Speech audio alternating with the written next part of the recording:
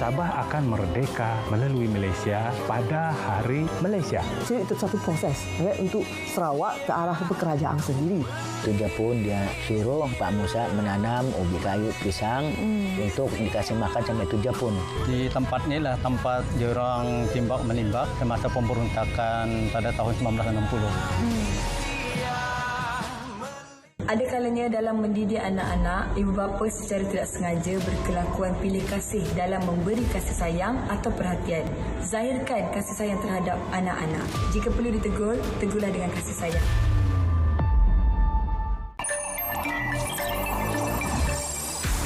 Tahun baru, BIS Malaysia berwajah baharu. Selain terus membawakan kupasan isu ekonomi semasa, kami turut menampilkan segmen baru,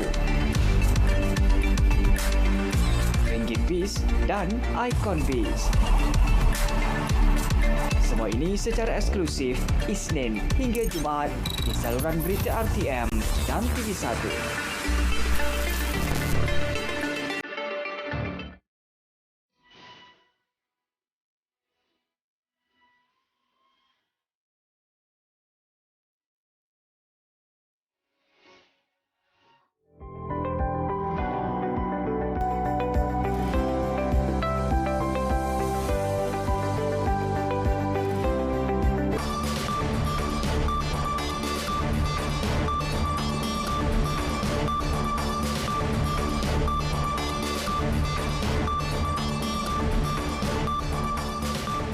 Assalamualaikum, salam sejahtera. Berita tengah hari bersama saya, Muhammad Shah Musa. Antara paparan hari ini, keluarga Malaysia terus marakkan sambutan Bulan Kebangsaan.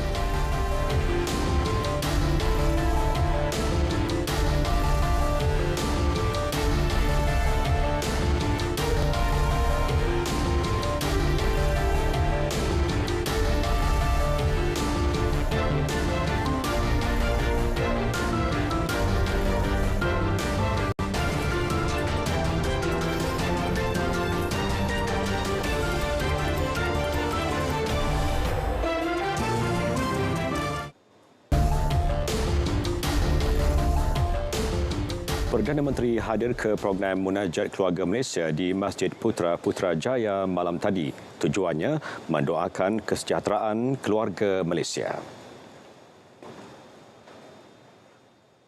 Yang mana kita adakan format yang sama. Dimulai dengan solat isyak berjemaah, lepas itu solat hajat, kemudian kita zikir munajat. Dan zikir itu pun kita dah edarkan standard apakah zikir yang kita lafazkan dengan qasidah dan sebagainya, dan diakhiri dengan doa, dan selesai majlis kita adakan majlis penyampaian sumbangan yang di sini nanti YABPM akan sampaikan sumbangan kepada 20 rumah-rumah anak yatim, pusat tahfiz, pondok-pondok sebagainya, dan di 5 lokasi pun kita buat yang sama juga. Mereka akan menyampaikan sumbangan kepada beberapa buah institusi pengajian agama. Konsep keluarga Malaysia yang menekankan nilai-nilai keterangkuman, kebersamaan serta kesyukuran terbukti berjaya mengembalikan kesejahteraan rakyat dan negara ini. Laporannya Jasmaidi Ma'ruf.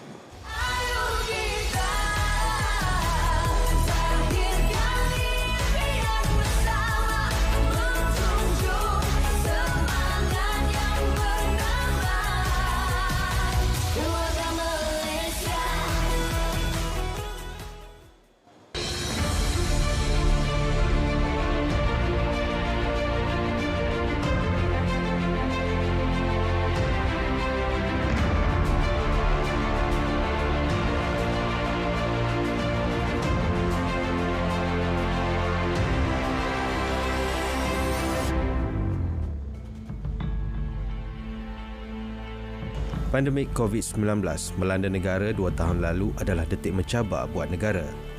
Implikasi dipikul kerajaan cukup besar. Cakna keselamatan rakyat, Perintah Sekatan Pergerakan dan merehatkan sektor ekonomi bukan keutamaan dikuatkuasakan kerajaan. Namun, responsif mengembalikan semula kehidupan rakyat dan perniagaan untuk bangkit semula, konsep Keluarga Malaysia menjadi platform terbaik merealisasikan matlamat tersebut. Mengambil contoh sebuah keluarga, andai kata ada di kalangan anak kita yang lemah dari segi pembelajaran, sudah tentu kita akan memberi lebih tumpuan. Apalagi jika ada ahli keluarga yang kurang bernasib baik dalam kehidupan, pasti kita akan pertolongan dan tidak membiarkan mereka bersedih.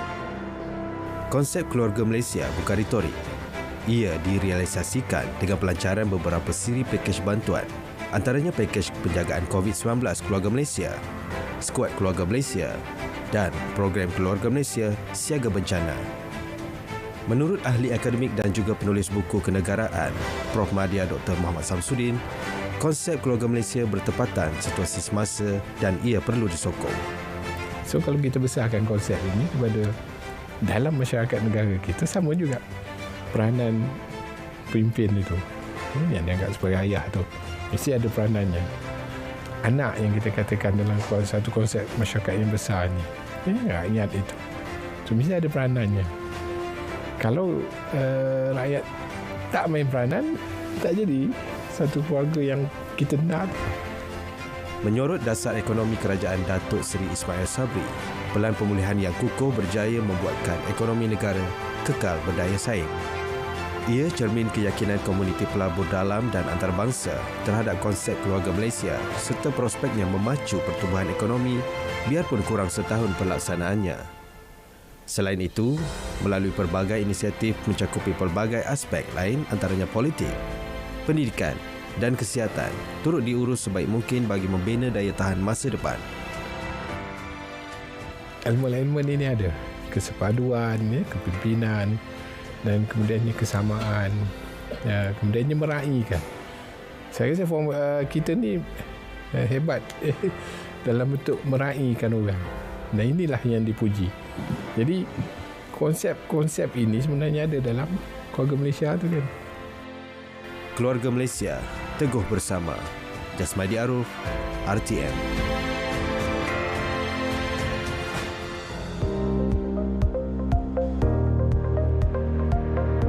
Alhamdulillah, pertama sekalinya terima kasih dan tahniah kepada YB Perdana Menteri kita Datuk Ismail Sabri kerana telah berjaya membawa Malaysia sebagai satu sebuah keluarga dengan bertemakan Keluarga Malaysia, dan saya rasa ini satu pencapaian yang sangat-sangat mengagumkanlah.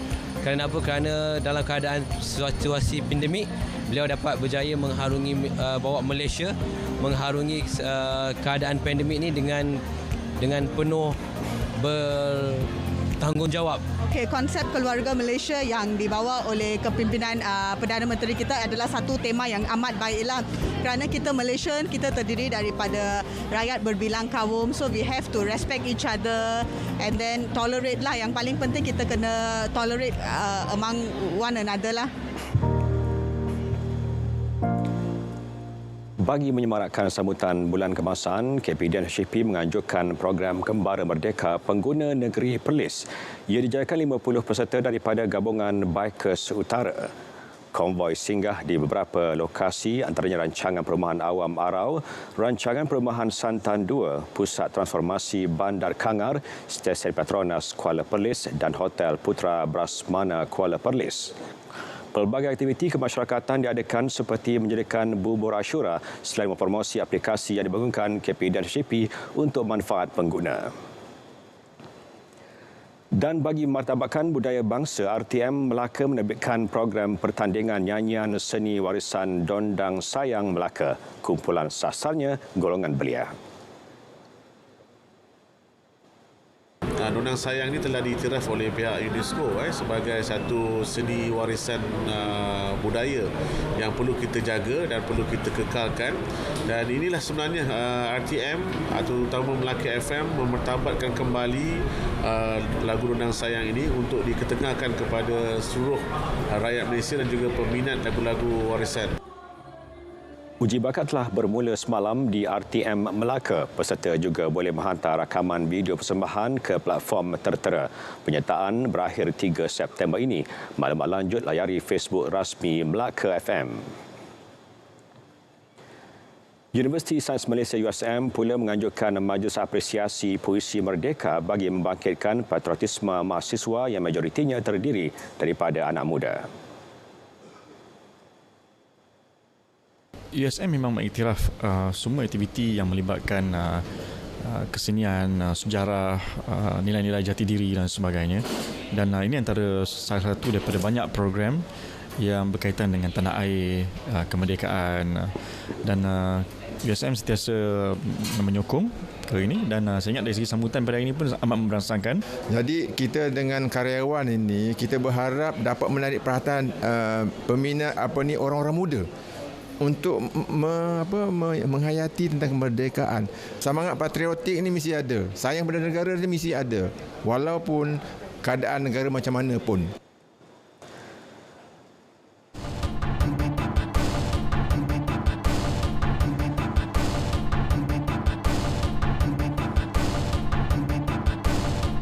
Kita beralih ke info niaga. Bursa Malaysia dibuka rendah berikutan tumpuan pelabur kepada saham wajaran rendah merangkumi kaunter perbankan, telekomunikasi dan penjagaan kesihatan.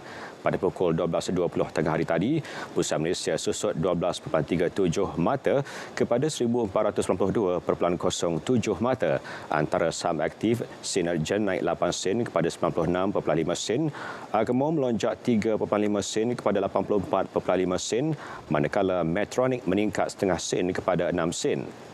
Sementara itu, bagi saham yang mencatat keuntungan, Panasonic bertambah 28 sen kepada RM26.90, BET naik 12 sen kepada RM10.46, manakala Keluang Raba menokok 12 sen kepada RM4.04. Ringgit meneruskan momentum penurunan minggu lalu apabila dibuka rendah berbanding dolar berikutan kemungkinan kenaikan kadar oleh Rizab Persekutuan Amerika Syarikat.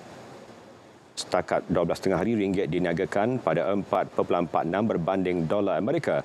Berbanding dolar Singapura, ringgit disebut pada 3.19 dan berada pada 3.24 berbanding yen.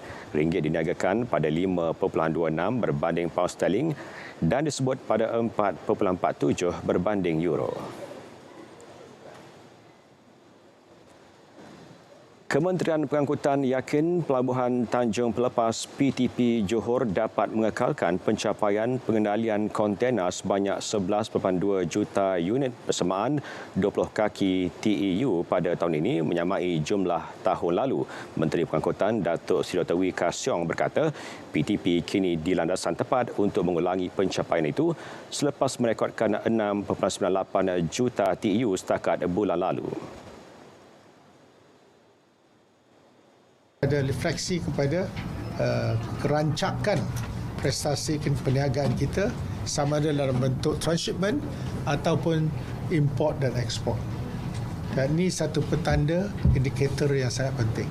Dipacu dengan aktiviti ekspor import yang agak baik dan menunjukkan pertumbuhan yang mengkagumkan, saya yakin kita dapat mengejarlah angka-angka yang kita atau sasaran yang kita idam-idamkan. Tahun lalu, PTP mencatatkan pengendalian 11.2 juta TEU meningkat 14% berbanding 9.8 juta TEU tahun sebelumnya. Pencapaian itu membolehkan PTP menjadi antara 20 pelabuhan terbaik dunia dan kedua di Asia. Dasar pelindungan sosial perlu ditambah baik bagi meningkatkan daya tahan isi rumah terutama golongan rentan ketika berdepan sebarang kejutan ekonomi. Justru Ketua Ekonomi dan Penyelidikan KWSP Dr. Muhammad Afzal Nizam Abdul Rashid menekankan kepentingan literasi kewangan dalam mengurus perbelanjaan isi rumah Usaha perlu dipergiat bagi meningkatkan kesedaran menabung pelaburan selain caruman pelindungan sosial seperti KWSP terutama bagi pekerja sektor tidak formal. We have this voluntary savings programs called Aisaraan.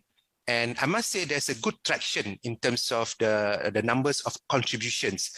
If I can share, as of July this year, the amount of money being contributed within Aisaraan is amounting about 31.7 billion. And in terms of the number of members within that group, it's about 766,000.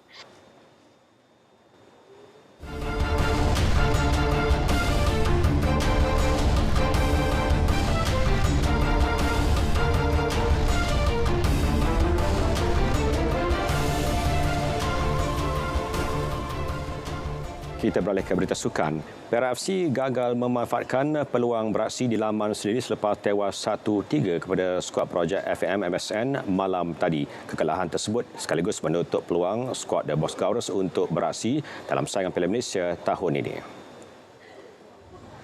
Peringkat awal permainan menyaksikan skuad kendalian Yusri Syeklah terlebih dahulu menguasai perlawanan.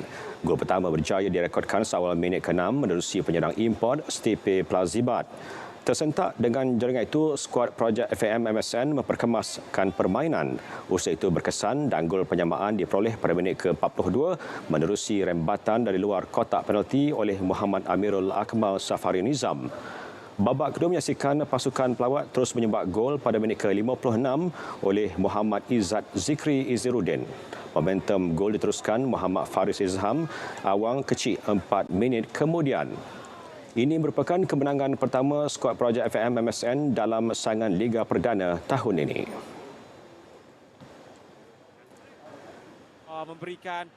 Pengendali Perak FC Yusri Syeklah mengakui ketiadaan beberapa pemain utama akibat kecederaan dan penggantungan memberi kesan kepada persembahan pasukan. Kita kehilangan banyak players yang mampu memberikan impact dalam perlawanan dan bagi saya take the blame pada semua. Bukan niat untuk nak rehatkan siapa-siapa. Sebenarnya mungkin kita tak pernah keluarkan kenyataan tentang kecederaan pemain. Tapi walaupun pilihan yang macam mana sekalipun, kita seharusnya berasa malu dengan kekalahan yang tak seharusnya diterima oleh kita, terutama bertemu dengan pasukan skuad projek. Reaksi berbeza pula dinyatakan pengendali skuad projek FAM MSN Hassan Sazali Waras.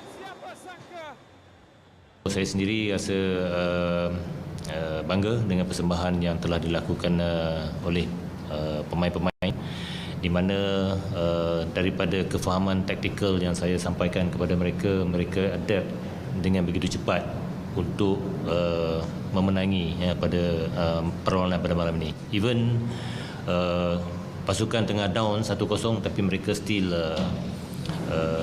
ada sifat untuk bermain. Masukkan satu lagi peluang jaringan ketiga. Kelebihan beraksi di laman sendiri berjaya dimanfaatkan PJ City FC dalam aksi menentang Selangor FC. Dalam perlawanan itu, pasukan pelawat terpaksa berlapang dada selepas terpaksa pulang tanpa gol. Aksi berlangsung di Stadium Majlis Bandaraya Petaling Jaya. The Red Giants bermula garang dengan beberapa siri serangan. Cubaan terbabit bagaimanapun gagal membawa sebarang hasil. Tidak mahu duduk diam, PJ City FC pula menguasai gelanggang pada babak kedua. Kebuntuan jaringan berjaya dipecahkan pada minit ke-58 oleh penyerang sensasi Darren Lock. Jumlah jaringan kekal hingga whistle penamat. Satu situasi yang tidak diduga oleh Samson. Sementara itu, Ketua Jurulatih PJ City P. Maniam puas hati prestasi anak-anak buahnya. Of course, kalau kita nampak kita draw 7 perlawanan, sepatut 7 perlawanan itu 2-3 perlawanan sepatut kita menang, tapi kita tak menang. Tapi kita bermain dengan pasukan Selangor, which I think one of the best team dalam Liga Malaysia, and kita dapat 3 poin, kita rasa begitu banggalah. Pengendali sementara Selangor FC Nizam Jamil beranggapan nasib tidak menyebelahi mereka. Namun beliau berharap penyokong The Red Giants tidak serik untuk terus berikan sokongan. kami perlukan sokongan untuk berada seperti di rumah kan. Actually dah 2 game kita ada di away sebenarnya. Saya faham reaksi penonton, tapi dia boleh komen, dia boleh bagi apa reaksi yang berbeza, tetapi sedikit sokongan untuk kita dah memadai sebenarnya. Sedikit sokongan. This team ada potensi, this team ada watak, tapi kita perlukan penyokong untuk menyokong kita. Kejohanan sepak takraw Piala Tun Ali 2022 bakal jadi acara tahunan. Menurut Presiden Persatuan Sepak Takraw Malaysia PSM, Datuk Muhammad Sumali Ridwan, pihaknya turut bercadang menjadikan ia kejohanan peringkat antarabangsa. Jadi insya-Allah tahun depan preparation akan lebih awal untuk menarik mungkin ramai lagi penaja-penaja, dan mungkin juga pada tahun depan kita akan buat international championship. Kita pun tak tahu, kita tengok pada perkembangan terkini mana yang lebih sesuai, dan pada saya ini adalah satu pembaruan yang dibuat oleh PSM, sebab dalam keadaan sekarang ini yang agak slow sikit tentang kejohanan tak ada, kita telah muncul untuk adakan kejohanan baru, iaitu kejohanan Tun Ali Cup. Bila berkata demikian selepas perlawanan akhir kejohanan sepak takraw Piala Tun Ali 2022 di Bukit Serindit, Melaka.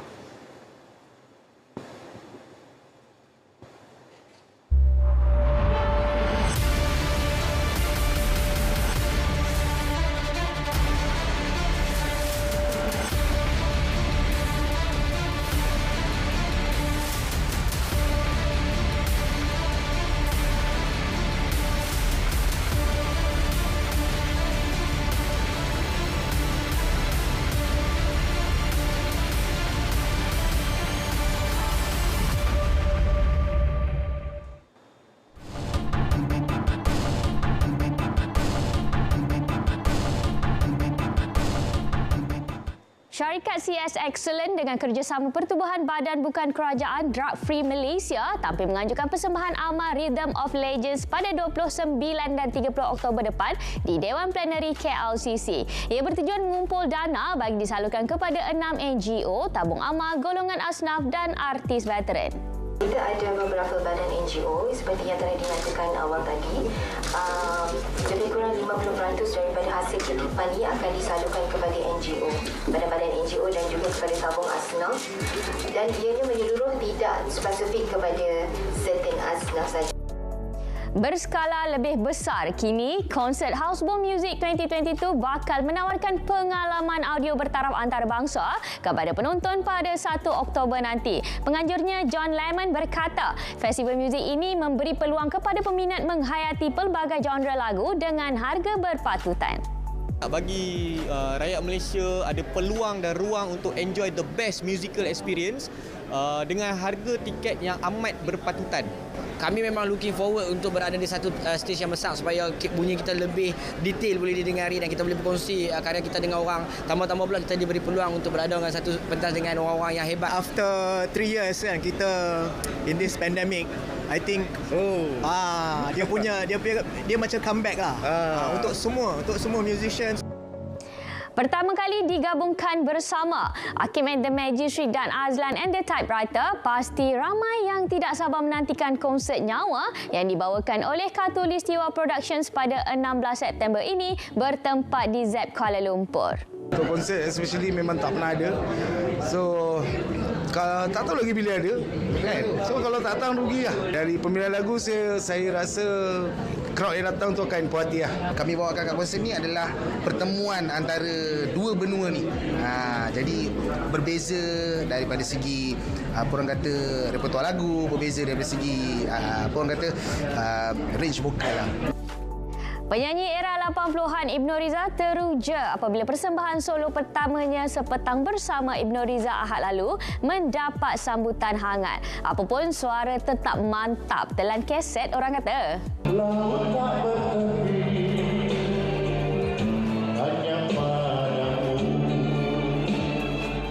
Dan mula-mula kita kena buat macam santai-santai biasa je. Tetapi lama-kelamaan dia boleh jadi macam pesta joget lambat pula. Dan juga preparation ni tak berapa lama. Pasal saya ambil masa dalam rasa ni 2 minggu. Hampir 3 minggu lah. Jadi maknanya mula-mula itulah nampak macam santai, tapi dah jadi serius. Saya lakukanlah yang terbaik lah. Baru-baru ini tular satu video mengenai persembahan Ning Baizura sehingga ada yang mempertikaikan bakatnya sebagai penyanyi profesional. Jelas pemilik suara soprano itu dia enggan mengambil peduli atas komen yang diberi kerana ia perkara yang tidak serius sehingga mampu mengganggu emosinya. Macam saya katakan, saya dah 30 tahun menyanyi, dik. Banyak lagi kontroversi kat luar sana kalau nak buat saya menangis, nak buat saya mengaku penyesalan ke apa, dah macam-macam saya lalui. Kalau betul-betul anda cakap, anda akui anda adalah peminat industri muzik tanah air, anda harus buat research dulu. Research dia ialah the full video. Tengok full video, saya terangkan. Berteraskan aspirasi keluarga Malaysia, drama rantaian berjudul Pekan Kecil Kampung Terpencil yang diadaptasi dari pantun, kerjasama antara unit drama TV RTM dengan Dewan Bahasa dan Pustaka diterbitkan khas simbolik menuju sambutan Hari Kebangsaan ke-65. Drama 10 episod arahan pengarah tersohor Wan Afzam Wan Daud ini mula bersiaran pada 22 hingga 31 Ogos ini pukul 6 petang di TV1. Cuma ada sesetengah pihak kata drama ini seakan sama dengan air tangan Allahyarham Mamat Khalid dan Yasmin Ahmad. Betul ke? Tidak kira lah daripada mana pun pelakon itu datang, dia adalah watak yang akan yang ada dalam drama yang sedang berlaku.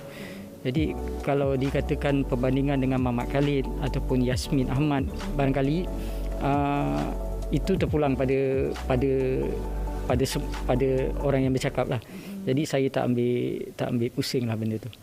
Buat julung kalinya, pelakon dan usahawan popular Fazura bakal menganjurkan konsert Festival Fazura 2022 pada 11 September depan. Konsert berdurasi 3 jam yang bakal berlangsung di Axiata Arena itu bakal menampilkan antaranya Dato' M. Nasir, Dato' Awi, Ipoh Hafiz, Amir Masdi serta artis popular dari Indonesia Ahmad Band yang diketuai oleh Ahmad Dhani dan juga Mulan Jamila.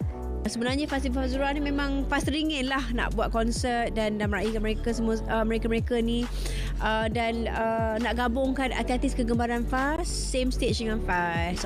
Itulah tercetusnya idea untuk buat konsert ni, dan Faz berharap semoga ianya menjadi yearly thing lah. So setiap tahun kita akan adakan Festival Fazura ni di mana kita ada konsert untuk sama-sama dengan peminat-peminat Faz untuk orang kata hilangkan stres dan happy-happy.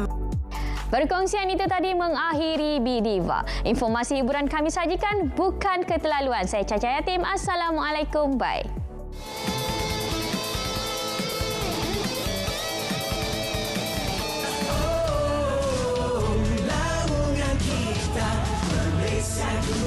Saya Pengarah Jenayah Kamal Effendi Hashim. Selamat Hari Merdeka. Dan jangan lupa, negara ini didirikan dengan darah, keringat dan air mata. Jadi kita harus menghormatinya dan sama-sama mendukung negara ini untuk mencapai cita satu bangsa yang progresif. Merdeka! Merdeka! Merdeka! Pada rakyat Malaysia di luar sana, ayuh kibarkan jalur gemilang, tak kira sama ada di rumah, di ofis atau di mana sahaja, kerana semangat patriotisme itu perlu ada dalam setiap diri kita, kerana jati diri kita adalah rakyat Malaysia itu sendiri. Ayuh kibarkan jalur gemilang sempena Hari Kebangsaan. Sepanjang Hari Kebangsaan ini akan berlangsung sehingga 31 Ogos nanti. Bulan Kebangsaan ini kita dapat menaikkan semangat patriotisme untuk diri kita dan negara supaya kita masih bersemangat untuk kibarkan jalur gemilang kita tiap-tiap tahun Hari Merdeka.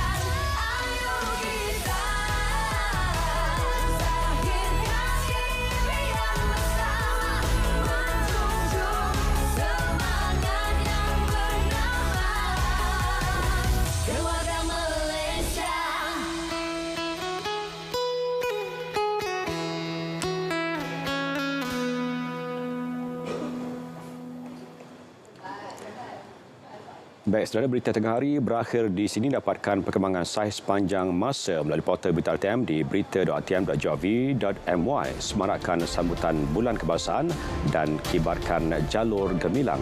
Assalamualaikum dan salam keluarga Malaysia.